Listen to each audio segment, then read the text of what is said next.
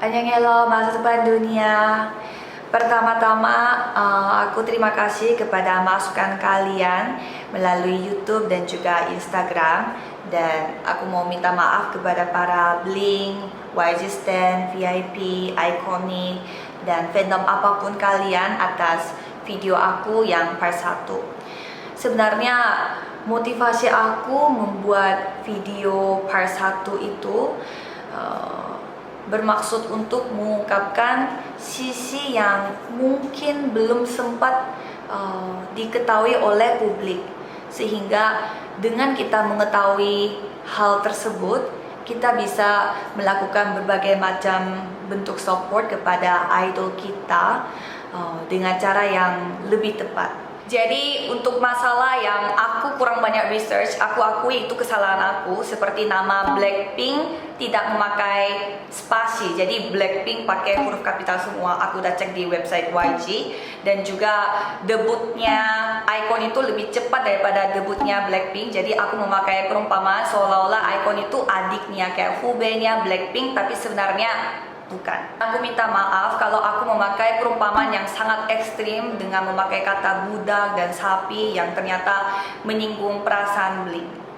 Selain itu, perumpamaan-perumpamaan lain yang memberi kesan bahwa rekan Blackpink lainnya tidak berkontribusi lebih di YG. Bagian aku yang mengatakan bahwa mengulangi lagu yang tidak bermoral itu bukan bermaksud untuk menjelek-jelekan lagu itu, tetapi berdasarkan dengan terjemahan yang aku sudah sampaikan di part 1, aku dan juga hasil research di tempat lain berpendapat bahwa kata-kata sangat sensitif seperti kata membunuh dan lain-lainnya bisa membawa dampak negatif kepada orang-orang yang sering mendengarkan lagu ini. Tapi kalau menurut kalian itu nggak apa-apa, ya tidak masalah. Dan soal aku mengatakan bahwa Blackpink ini seperti dicuci otak oleh YG, itu maksudnya YG ini melakukan on purpose media manipulasi seolah-olah Blackpink itu jauh lebih laku daripada faktanya. Itu aku nggak mengatakan bahwa Blackpink itu nggak laku. Jadi contohnya kalau Blackpink itu lakunya 70%, tapi media manipulasi YG itu membuat seolah-olah Blackpink itu lakunya kayak seperti 90%. Contohnya seperti penjualan tiket Blackpink di North America yang kata YG sudah sold out pada bulan Februari, dan di website YG juga sudah update, mereka sudah sold out, sehingga banyak berita-berita Korea yang lainnya juga mengatakan hal tersebut. Kemarin aku cek, ternyata di situs penjualan tiket masih banyak tersedia tiket.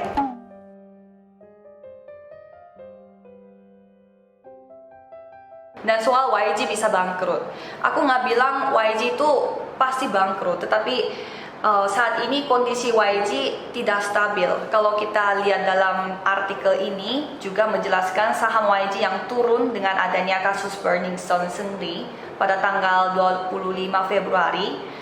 Dan pada saat itu banyak sekali berita yang mengatakan YG punya potensi bahwa mereka bisa bangkrut juga karena berhubungan dengan kondisi mereka yang harus balikin uang investasi dari LV, ditambah kondisi penyelidikan pajak dari Tax National Service. Pokoknya banyak berita yang mengatakan bahwa YG itu lagi menghadapi banyak cobaan. Jadi begitu banyak berita tentang dunia entertainment ini di Korea, dan itu beredar setiap saat. Dan aku kan kemarin tinggal di Korea kan, jadi aku sebagai orang Korea yang tinggal di Korea pasti kedengaran berita-berita seperti ini, termasuk berita yang kurang baik dari YG. 에게 매달 300여만 원. 그 당시에 이제 유 씨 1,500만 원을 지급한 사실을 확인했으나 버닝썬 실수요자 맞아요? Jadi aku bisa melihat publik opini Korea itu sangat negatif terhadap YG. Dan itu bukan opini doang, tetapi bersama dengan bukti-bukti dari berita nasional Korea. Aku berpikir begini, misalkan berita Korea yang lengkap itu ada A sampai Z.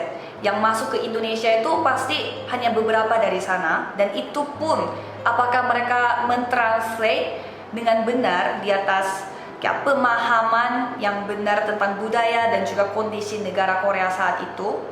Karena aku melihat bedah K-pop yang episode sebelum-sebelumnya juga, lirik itu bisa ditranslate salah, apalagi berita yang penting dan gak banyak seperti ini.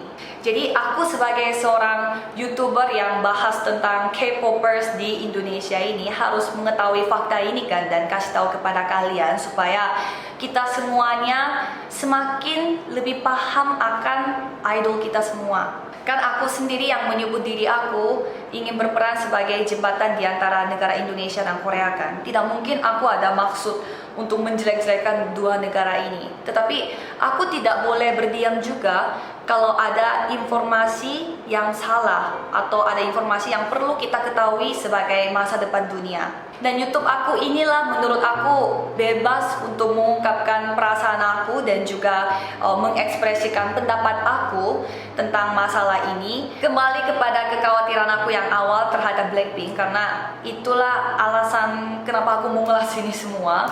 Aku sebagai YouTuber yang pernah dibawa manajemen mengerti betapa susahnya dan juga capeknya menjadi public figure di depan banyak massa yang selalu cheerful. Kalau aku punya masalah sendiri gitu, aku tidak bisa ngomong kepada subscriber atau fans aku karena ya mereka selalu anggap aku cheerful kan. Dan juga tidak bisa curhat gitu kepada keluarga karena aku sendiri yang memilih kehidupan ini. Jadi saat aku menemukan berita-berita negatif ini tentang YG, aku jadi khawatir tentang artis-artis di bawah manajemennya YG karena mereka sedang mendapatkan sorotan dari seluruh dunia kan. Sedangkan manusia itu tidak ada yang sempurna, kalian semua tahu lah.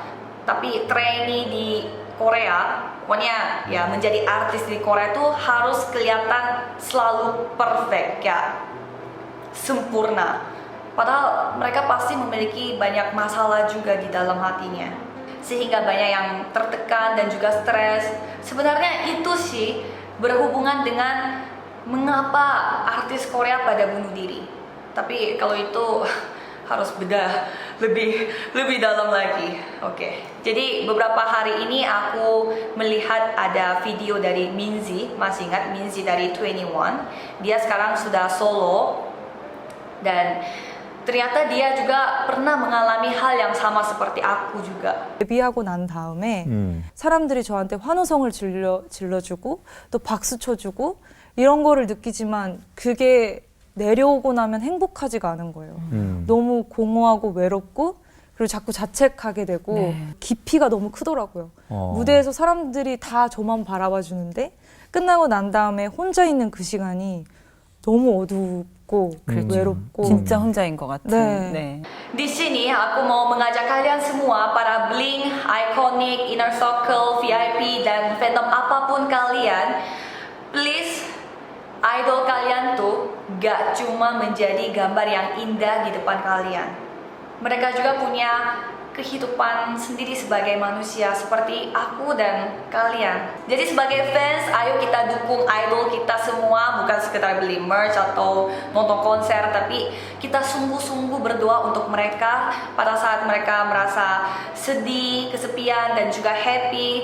Doa kita selalu bersama dengan mereka karena doa itu tidak dibatasi oleh ruang dan waktu kan.